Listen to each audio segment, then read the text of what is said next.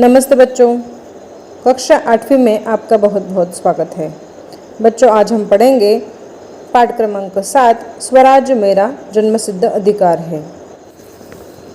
इस पाठ के लेखक है लोकमान्य बाल गंगाधर तिलक। इनका परिचय देखते हैं। इनका जन्म 1856 दापोली रत्नागिरी महाराष्ट्र में हुआ। इनकी मृत्यु 1920 मुंबई महाराष्ट्र में हुई। बाल गंगाधर तिलक जी एक शिक्षक, सामाजिक कार्यकर्ता एवं प्रसिद्ध वकील थे। आप देश के पहले ऐसे स्वतंत्रता सेनानी रहे जिन्होंने पूर्ण स्वराज्य की मांग करके अंग्रेजों के मन में खौफ पैदा कर दिया था। जन समाज ने आपको लोकमान्य की उपाधि दी। आपकी प्रमुख कृतियां हैं गीता रहस्य, वेदकाल का निर्णय, आर्यों का मूल निवास स्थान, वेदों का काल निर्णय और वेदांग ज्योतिष आदि। इस गद्य संबंधी प्रस्तुत भाषण में तिलक जी ने स्वराज्य के अधिकार को आत्मा की तरह अजर अमर बताया है। यहाँ तिलक जी ने राजनीति, धर्म, स्वशासन आदि का विस्तृत विवेचन किया है। प्रस्तुत पाठ से स्वराज्य के प्रति तिलक जी की अटूट प्रतिबद्धता दिखाई पड़ती है। तो बच्चों, लोकमान्य तिलक जी हम सभी को ज्ञात है। लोकमान्य तिलक जी कहते हैं, स्वराज्य मेरा जन्मसिद्ध अधिकार है और मैं उसे कभी नहीं छोड़ूंगा।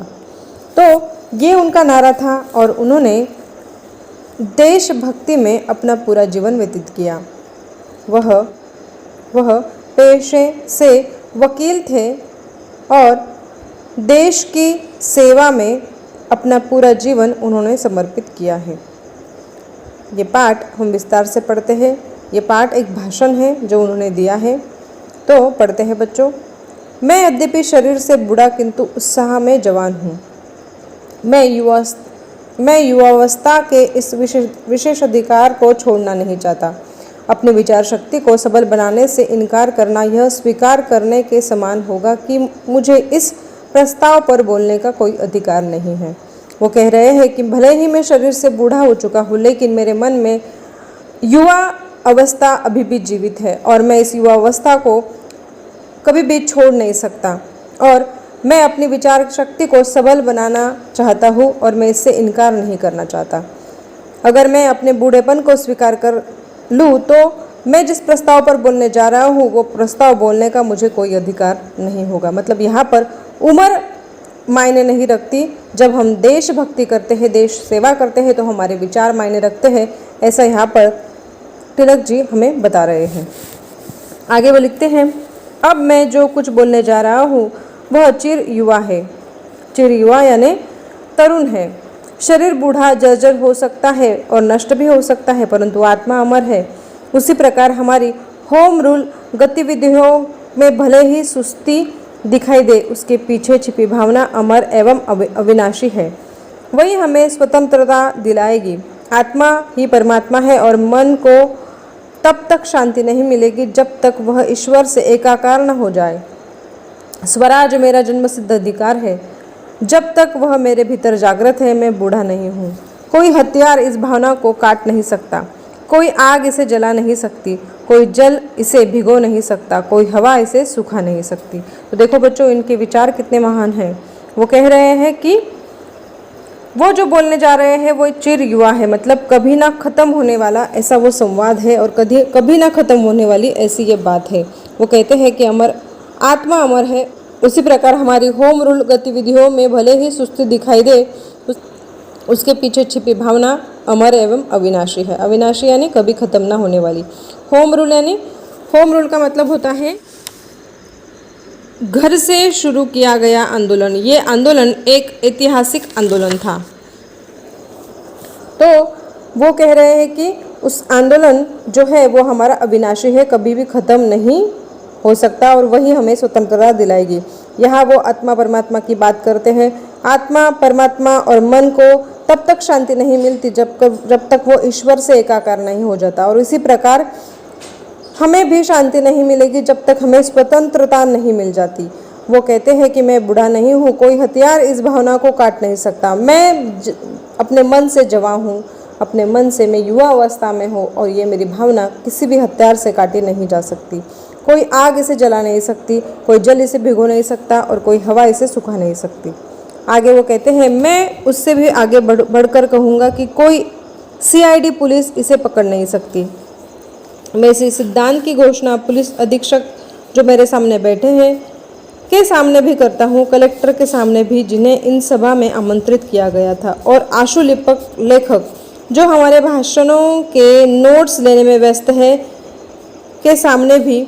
हम स्वशासन चाहते हैं और हमें मिलना ही चाहिए। देखो, वो अपनी जो घोषणा है वो सबके सामने निडरता से कह रहे हैं। वो कह रहे हैं कि मैं CID पुलिस अधीक्षक, कलेक्टर और लेखक, आशुलिपि का मतलब होता है शॉर्ट हैंड, जो उनका वो जो भाषण की टिप्पणी निकाल रहे हैं, नोट्स निकाल रहे हैं, उन सभी के सामने हम स्वशासन चाहते हैं और हमें मिलना ही चाहिए, ये वो कह रहे हैं कि हमें स्वशासन चाहिए और वो हमें मिलना ही चाहिए। स्वशासन यानी हमारा राज्य, स्वतंत्रता चाहिए।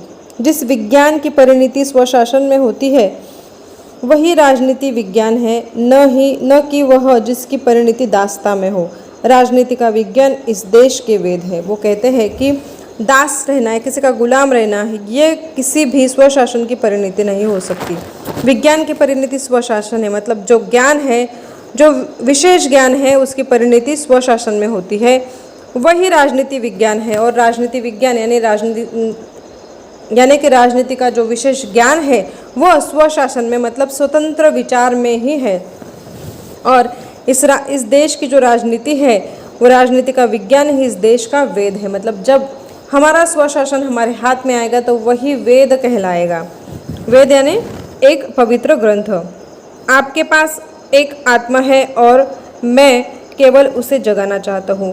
मैं उस पर्दे को हटा देना चाहता हूँ जिससे अज्ञानी, कुचक्री और स्वार्थी लोगों ने अपनी आँखों पर डाल दिया है। वो कहते हैं कि हम सब में वो शक्ति है, जो चाहे हम वो पा सकते हैं, हम स्वशासन पा सकते हैं, लेकिन हम वो शक्ति भूल चुके हैं और इसी शक्ति को वो याद दिलाने की यहाँ पर कोशिश कर रहे हैं।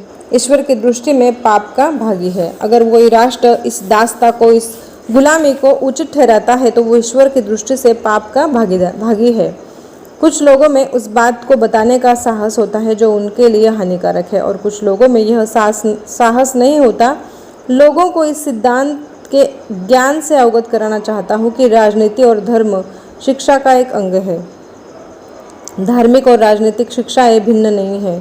यद्यपि विदेशी शासन के कारण वे ऐसे प्रतीत होते हैं, राजनीति के विज्ञान में सभी दर्शन समाये हैं।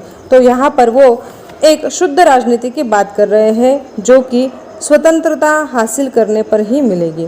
आगे बोली कहते हैं, इंग्लैंड भारत की सहायता से बेल्जियम जैसे छोटे से देश को स्वरक्षण देने का प्रयास कर रहा है।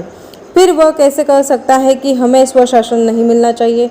जो हम में दोष देखते हैं वे लोभी प्रकृति के लोग हैं, परंतु ऐसे भी लोग हैं जो परम कृपालु ईश्वर में भी दोष देखते हैं। वो यहाँ पर कह रहे हैं कि इंग्लैंड जो है वो भारत की सहायता से बेल्जियम की मदद करना चाहता है, यानी कि बेल्जियम को सुरक्षित करना चाहता है। फिर वो क्यों नहीं चाहता कि हमें स्वशासन मिले? और वो हमें दोष देखता है, वो लोभी प्रकृति का है जो परम कृपालु ईश्वर में भी दोष देखता है। ऐसे लोग होते हैं जो ईश्वर में भी दोष निकालने की कोशिश करते हैं। ठीक है, हमें किसी बात की परवाह किए बिना अपने राष्ट्र की आत्मा की रक्षा करने के लिए कठोर प्रयास करने चाहिए। अपने उस जन्मसिद्ध अधिकार की रक्षा में ही हमारे देश का हित छुपा हुआ है। कांग्रेस ने स्वशासन का यह प्रस्ताव पास कर दिया है। तो कांग्रेस ने अभी यह स्वशासन का प्रस्ताव पास कर दिया है। कांग्रेस यानी जो एक संगठन गठित हुआ था हमारे भारत के क्रांतिकारियों द्वारा। प्रांतीय सम्मेलन कांग्रेस की ही देन है जो उसके आदेशों का पालन करता है। यह इस प्रस्ताव को लागू कराने हेतु कार्य करने के लिए हम कृत संकल्प यानी जिसने पक्का संकल्प किया हो। हम कृत संकल्प है, चाहे ऐसे प्रयास हमें मरुभूमि में ही ले जाए। ऐसे प्रयास हम करना चाहते हैं जो हमें हमारे अंतिम क्षणों तक भी ले जाए तो भी चलेगा, लेकिन हमें पूर्ण स्वतंत्रता चाहिए। चाहे हमें अज्ञातवास में रहना पड़े, चाहे हमें कितने ही कष्ट उठाने पड़े, या अंत में चाहे जान ही गंवानी पड़े। श्री रामचंद्र ने ऐसा किया था। उस प्रस्ताव को केवल तालियां बजाकर पास न कराए, बल्कि इस प्रतिज्ञा के साथ कराए कि आप उसके लिए काम करेंगे। हम सभी संभव, संवैधानिक और विधि सम्मत तरीकों से स्वशासन की प्राप्ति के लिए कार्य करेंगे। यहाँ पर वो अपना मत जाहिर कर रहे हैं। वो कह रहे हैं कि हमें चाहे जो कुछ करना पड़ेगा, लेकिन हम करेंगे और स्वशासन हासिल करेंगे। हम सभी संभव, संवैधानिक और विधि सम्मत तरीकों से स्वशासन प्राप्ति के लिए प्रयास करेंगे। संवैधानिक का मतलब होता है संविधान के अनुसार, और मरुभूमि का मतलब होता है बंजर भूमि, अनुपजाऊ भूमि। तो ऐसे वो कह रहे हैं कि हमें स्वशासन से ही कार्य करना है, स्वशासन के प्राप्ति के लिए ही कार्य करना है। आगे वो कहते हैं, जॉर्ज ने खुलकर स्वीकार किया है कि भारत के सहयोग के बिना इंग्लैंड अब चल नहीं सकता है। जॉर्ज ने खुलकर स्वीकार किया है कि भारत के सहयोग के बिना इंग्लैंड अब चल नहीं सकता है। 5000 वर्ष पुराने एक राष्ट्र के बारे में सारी धारणाएं बदलनी होगी। फ्रांसीसी रणभूमियों में भारतीय सैनिकों ने ब्रिटिश सैनिकों की जान बचाकर अपनी बहादुरी का परिचय दिया है। हमें उन्हें बता देना चाहिए कि हम 30 करोड़ भारतीय साम्राज्य के लिए अपनी जान भी देने को तैयार है। तो देखो बच्चों, यहाँ पर वो कह रहे हैं कि जॉर्ज ने, जो कि अंग्रेज अधिकारी है, तो जॉर्ज ने खुलकर स्वीकार कर लिया है कि भारत के सहयोग के बिना भी इंग्लैंड नहीं चल सकता। उसी प्रकार हमारा जो 5000 वर्ष पुराना राष्ट्र है, उसके बारे में भी सारी धारणाएं बदलती दिखाई दे रही है। फ्रांसीसी रणभूमि में भारतीय सैनिकों ने ब्रिटिश सैनिकों की जान बचाकर अपनी बहादुरी का परिचय दिया है।